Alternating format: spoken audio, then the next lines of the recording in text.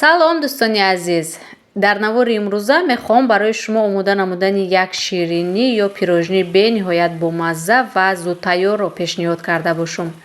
Аслан ин намуди рецепт барои нафароне аст ки чун ман баъзе вақт бисквитҳояшон нохуб меояд ва метавонанд аз ин намуди тарз ё усул истифода бибаранд. Чӣ тавре дидед 6-7 дона тухмро бо каме намак, 1 стакан шакар дар аввал бо миксер хуб лад мезанем.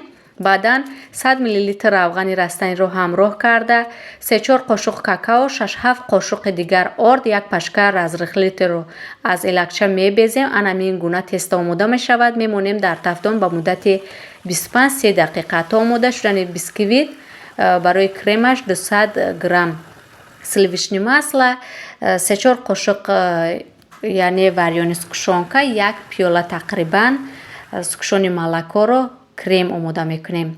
Чӣ тавре дидед бисквит ки нохуб омад, бароям он қадар писанд набуд. Анам хел ба пораҳо ҷудо кардам.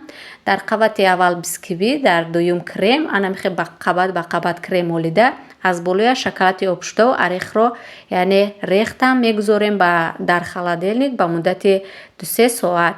бинед як намуд пирожнии бениҳоят бомазза ва зебо омода мешавад. Бо иштиё бошед, наворҳои кӯтоҳи моро пайгирӣ намоед.